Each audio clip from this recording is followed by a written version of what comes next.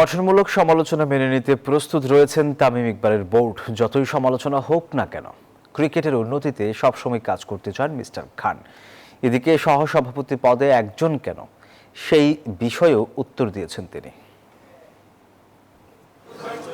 Cricketer সাবেক অধিনায়ক, এরপর বোর্ডের অ্যাডহক কমিটির প্রধান, সবশেষ বিসিবির নির্বাচিত সভাপতি হলেন তামিম ইকবাল। ক্রিকেট বোর্ডের মসনদে বসেই স্বপ্ন দেখেন দেশের ক্রিকেট নিয়ে অনেক দূর এগিয়ে যাওয়ার।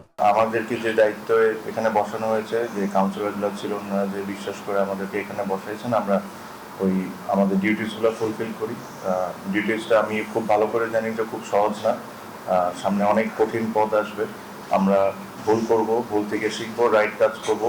আমিনুল ইসলাম বুলবুলের বোর্ড নিয়ে হয়েছে যত সমালোচনার ঝড় থামেনি তামিম ইকবালের অ্যাডহক কমিটি নিয়েও। মূল সমালোচনা ছিল রাজনৈতিক ব্যক্তিত্বের সন্তানদের পরিচালনা পর্ষদে থাকা নিয়ে। যে কোনো গঠনমূলক সমালোচনা মেনে নিতে প্রস্তুত বলে জানান মিস্টার খান। লাস্ট 1-1.5 বছর 2 বছরে প্রচন্ড পরিমাণ নেগেটিভিটি, অনেক কিছুই বাংলাদেশ ক্রিকেটকে ফেস করতে হয়েছে। আমি মনে প্রাণে আশা করি আজকের ইলেকশনের পর আমরা একটা পজিটিভ ওয়েতে সামনের দিকে আগাতে পারবো।